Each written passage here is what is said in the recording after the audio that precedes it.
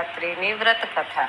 મહાશિવરાત્રિના દિવસે શિવ ભક્તો વ્રત રાખે છે, પરંતુ આ દિવસે વ્રત રાખવા ઉપરાંત વિધિવત પૂજા અર્ચના કરવાની સાથે કથા સાંભળવાનું પણ વિધાન છે. શિવજીની આ કથા વગર વ્રત અધૂરું છે. આ વ્રત મહાવદ ચૌદશને દિવસે લેવાય છે.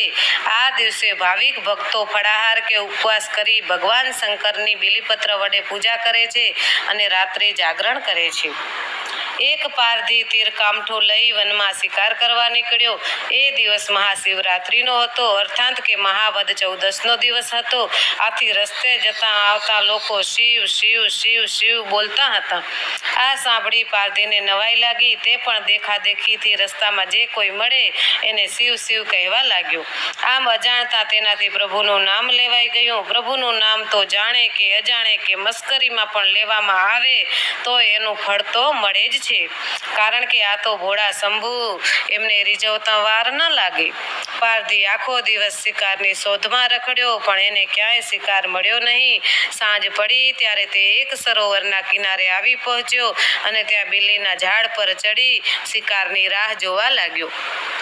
સામે સરોવર કિનારે એક મૃગલી પાણી પીવા આવી. આથી પારધી બાણ મારવા ઝાડ પર આઘો પાછો થયો. એના પરિણામે ઝાડ પરથી કેટલાક બિલીપત્રો ખરી અને નીચે માટીથી ઢંકાયેલા શિવલિંગ પર પડ્યા. પાંદડા પડવાના અવાજથી મૃગલી ચમકી ગઈ. તેણે ઊંચે જોયું તો પારધી બાણ તાકીને બેઠો હતો. આથી મૃગલીએ આર્ધ સ્વરે પારધીને કહ્યું કે, હે પારધી, તારે મને મારવી જ હોય તો ખુશીથી માર, પણ એ પહેલા એકવાર મને મારા ઘેર જઈ અને બધાને મળી આવવા દે. મૃગલીએ ખૂબ કાલાવાલા કર્યા અને સોગંદપૂર્વક પાછા ફરવાનું કહ્યું. ત્યારે પારધીએ તેને જવા દીધી. મૃગલીની ખુશ થતી ત્યાંથી દોડી ગઈ. થોડી વાર થઈ ત્યાં બીજી મૃગલી સરોવર કિનારે પાણી પીવા આવી. તેણે પણ પારધીને જોઈ અને વિનંતી કરી, ભાઈ, મને ઘરે જઈ બધાને મળી આવવા દે, હું તરત પાછી આવીશ. પારધીએ એને પણ વિશ્વાસ રાખી જવા દીધી. પારધી બંને મૃગલીઓની રાહ જોતો બેસી રહ્યો. હવે એને રાહ જોયા સિવાય કંઈ કામ જ ન હતું. આથી બિલીપત્રના પાંદ તોડી અને નીચે નાખતો હતો. આ બિલીપત્રો નીચે શિવલિંગ પર પડતા હતા. આમ જાણે કે અજાણપણે પણ શિવની પૂજા એ કરી રહ્યો હતો. થોડી વાર થઈ હશે ત્યાં મૃગલીનો પતિ મૃગ પાણી પીવા આવી પહોંચ્યો. તે પારધીને જોઈ અને ગભરાઈ ગયો. એણે પણ પારધીને વિનવતા કહ્યું કે, ભાઈ, મને ઘરે જવા દે, મારા કુટુંબ કબીલાને મળવા દે, હું તરત જ તારી પાસે આવી પહોંચીશ. એ પછી તે સુખેથી મને તું ખાજે. પારધી આ સાંભળી ગુસ્સે થઈ ગયો. આ પહેલા પણ બે મૃગલીઓ બાનો કાઢી અને એના પંજામાંથી છટકી ગઈ હતી અને હવે આ મૃગ પણ છટકી જવા માંગે છે. એમ છતાં કોણ જાણે કેમ પારધીને મૃગ ઉપર દયા આવી અને એના ઉપર વિશ્વાસ રાખી અને એને જવા દીધો. મોડી રાત્રે મૃગ અને મૃગલીઓ અને તેના બચ્ચા આવી પહોંચ્યા અને કહેવા લાગ્યા કે, હે પારધી, જો અમે અમારા વચન પ્રમાણે આવી પહોંચ્યા છીએ, હવે તું અમને મારી નાખ. આ સાંભળી અને પારધીની આંખમાં આંસુ આવી ગયા. એનું મન તો પોકારી ઉઠ્યું કે કેવા સાચા બોલા હરણા છે. એમની સચ્ચાઈ જોઈ પારધીએ એમને મારવાનો વિચાર માંડી વાર્યો અને એ જ વખતે એણે મનોમન પ્રતિજ્ઞા કરી કે હું પણ આજથી હવે કોઈ પણ મૂંગા પ્રાણીની હત્યા નહીં કરું.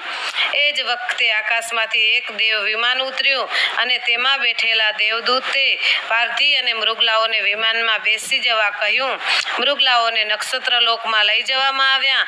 આથી તેઓ મૃગશીર્ષ નામના નક્ષત્રથી લોકમાં પ્રસિદ્ધ થયા અને જ્યારે પારધી છે એને શિવલોકમાં લઈ જવામાં આવ્યો. એ પણ શિવલોકમાં પ્રસિદ્ધ થયો. અને શિવ પુરાણમાં તો એવી કથા છે કે શિવલોકમાં જ્યાં સુધી રહ્યો ત્યાં સુધી રહ્યો અને જ્યારે એણે અવતાર લીધો ત્યારે કે ભીલ રૂપે આવ્યો હતો. જે આપણે રામકથામાં સાંભળીએ છીએ, ભીલ, કે ભગવાન રામે ના ચરણ ધોઈ અને ગંગા પાર ઉતાર્યા હતા અને વર્તક એને વાયદો કર્યો હતો કે તારે દ્વારે હું આવીશ. તો ભગવાન રામ એના દ્વારે ગયા. આવો આ ભીલ અવતાર લઈ અને આવ્યો અને આજ એ પારધી હતો એવું શિવ પુરાણમાં કહેવાય છે. એટલે કે ભગવાન શિવની ભક્તિ જાણે કે અજાણે પણ કરે તો પણ કે એનું કલ્યાણ થાય જ છે. હે ભોળા શંભુ, જે કોઈ પણ તમારું જાણે અજાણે સ્મરણ કરે એના પર પ્રસન્ન થઈ એનું કલ્યાણ કરજો, કારણ કે આ તો ભોળા શંભુ. બોલ શ્રી ભગવાન ભોળાનાથની જય.